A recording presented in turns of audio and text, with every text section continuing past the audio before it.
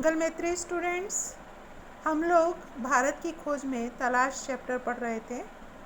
इस पाठ में नेहरू जी भारत के बहुत से स्थानों के बारे में बताते हैं, मोहनजोदड़ो के बारे में बताते हैं और वो आगे कहते हैं कि मैं पूर्वी एशिया, अंगकोर, बोरोबुदूर और बहुत सी जगहों में भारत की उपलब्धियों के बारे में सोचने लगा। मैं उस हिमालय पर घूमता रहा जिसका पुराने मिथकों और दंत कथाओं के साथ निकट संबंध है और जिसने हमारे विचारों और साहित्य को बहुत दूर तक प्रभावित किया है। पहाड़ों के प्रति मेरे प्रेम ने और कश्मीर के साथ मेरे खून के रिश्ते ने मुझे उनकी ओर विशेष रूप से आकर्षित किया।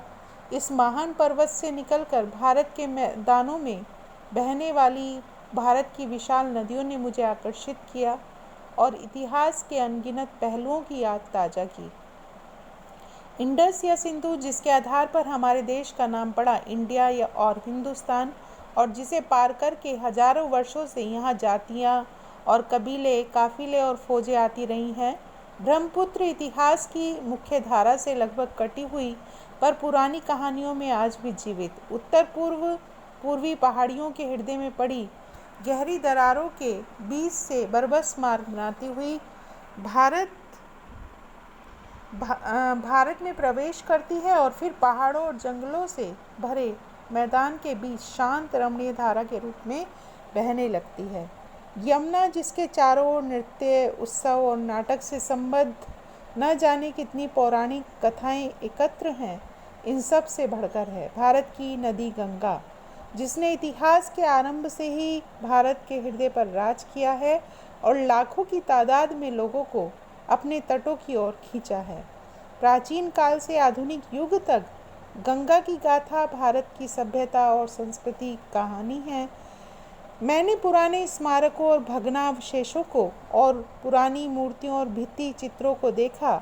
अजंता, एलोरा, एलिफेंटा की गुफाओं और अन्य स्थानों को देखा।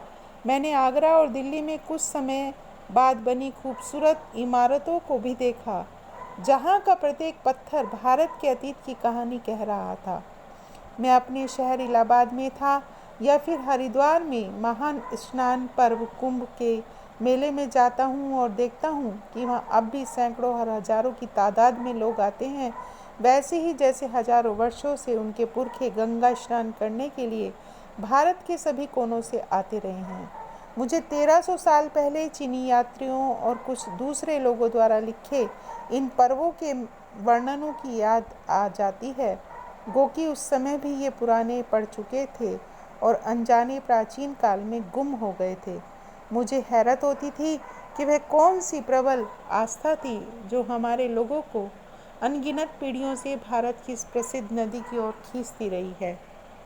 मेरे अध्ययन की पृष्ठभूमि के साथ मैंने यात्राओं और दौरों ने मिलकर मुझे अतीत में देखने की अंतर्दृष्टि दी।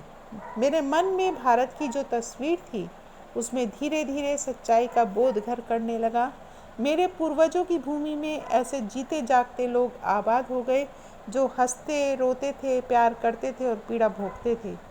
इन्हीं में ऐसे लोग भी थे जिन्हें जिंदगी की जानकारी और समझ थी। इस अतीत के सैकड़ों सजीव चित्र मेरे मन में उभरे थे। जब भी किसी जगह जाता था, उस विशेष स्थान से संबद्ध चित्र तत्काल मेरे सामने आ खड़ा होता था। बनारस के पास सारनाथ में मैंने बुद्ध को उनका पहला उपदेश देते हुए लगभग साफ देखा। 2500 वर्ष का फासला तय करके उनके कुछ अभिलिखित शब्द जैसे दूर से आती प्रतिध्वनि की तरह मुझे सुनाई पड़े। अशोक के पाषाण स्तंभ जैसे अपने शिलालेखों के माध्यम से मुझे एक ऐसे आदमी के बारे में बताते थे जो खुद एक सम्राट होकर भी किसी अन्य राजा और सम्राट से महान था। फतेहपुर सीकरी में अपने साम्राज्य को भुलाकर बैठा अकबर विभिन्न मतों के विद्वानों से संवाद और वाद विवाद कर रहा था। वह जिज्ञासु भाव से मनुष्य की शाश्वत समस्याओं का हल तलाश कर रहा था।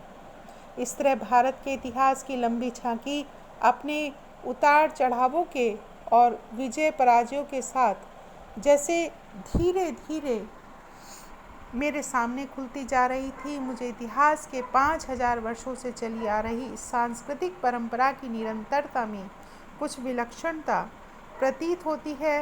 यह परंपरा जो दूर दूर तक जनता में फैली थी और जिसने उस पर गहरा प्रभाव डाला था। इसी पाठ का जो नेक्स्ट हेडिंग है वो है भारत की शक्ति और सीमा। भारत की शक्ति के स्रोतों और उसके पतन और नाश के कारणों की खोज लंबी और उलझी हुई है, पर उसके पतन के हाल के कारण पर्याप्त स्पष्ट है। भारत तकनीक की दौड़ में पिछड़ गया और यूरोप जो तमाम बातों में एक जमाने से पिछड़ा हुआ था, तकनीकी प्रगति के मामले में आगे निकल गया। इसी तकनीकी विकास के पीछे विज्ञान की चेतना थी तथा हौसलामंद जीवनी शक्ति और मानसिकता थी।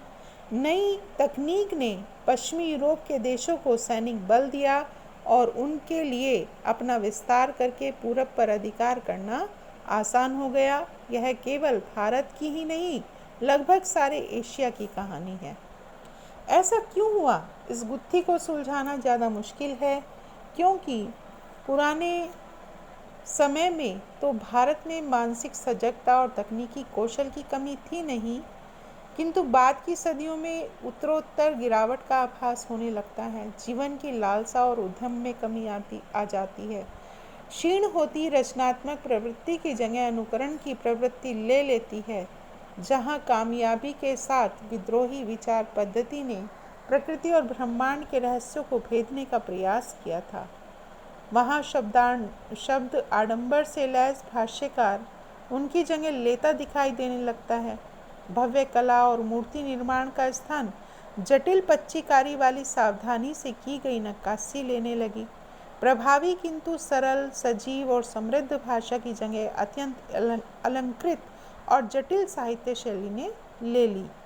साहसिक कार्यों की लालसा और छलकती हुई जिंदगी, जिसके कारण सुदूर देशों में भारतीय संस्कृति का प्रसार संभव हो सका था, क्षीण हो चली और उसके स्थान पर महासागरों को पार करने पर रोक लगाने वाली संकीर्ण रूढ़िवादिता ने जन्म ले लिया। जांच पड़ताल की विवेकपूर्ण चेतना लुप्त होती गई और अतीत की अंधी मूर्ति पूजा ने उसकी जगह ले ली। अतीत के विकट भार ने उसे कुचल कर रख दिया और वह एक तरह की मूर्छा से ग्रस्त हो गई। मानसिक जड़ता और शारीरिक थकावट की इस हालत में भारत का हास होने लगा। वह गतिहीन और जड़ हो गया, जबकि विश्व के दूसरे हिस्से प्रगति के पथ पर बढ़ते गए। ऐसा क्यों हो रहा था? क्योंकि भारत पर बार बार विदेशी आक्रमण हो रहे थे। यहाँ की संस्कृति और सभ्यता बहुत प्राचीन थी, बहुत सभ्य थी, लेकिन यहाँ जो अनेक प्रकार की जो झूठे आडंबर थे, पाखंड थे, छुआछूत थी, उसके कारण भारत पिछड़ता रहा और समय समय पर पुनर्जागरण भी हुआ। एक युग का अंत और उसके ध्वंस अवशेषों पर किसी नई चीज़ का निर्माण होता और पुनर्जागरण के दौर आते रहे, नए को समझने और उसे अनुकूल बनाकर कम से कम पुराने के उस अंश के साथ जिसकी रक्षा करने लायक समझा गया, उसका सामंजस्य करने के प्रयास साफ दिखाई पड़ते हैं। अक्सर पुराने का केवल भारी ढांचा प्रतीक के रूप में बचा रहा और उसके अंतर वस्तु बदल गई। ऐसी लालसा जो लोगों को उस लक्ष्य की ओर खींचती है जो पूरी तरह सिद्ध नहीं किया जा सका हो, और साथ ही प्राचीन और नवीन के बीच सामंजस्य स्थापित करने की इच्छा बराबर बनी रहती है। इसी लालसा ने उन्हें गति दी और पुराने को बनाए रखने के साथ साथ नए विचारों को आत्मसात करने की सामर्थ्य दी। आज इतना ही। इस पाठ को आप अच्छी तरह से पढ़ेंगे अपनी पुस्तक भारत की खोज से तलाश नामक चैप्टर में से, और इसके जो प्रश्न उत्तर हैं जो मैं आपको भेजूंगी वो आप अपनी कॉपी में लिखेंगे और उनको याद भी करेंगे।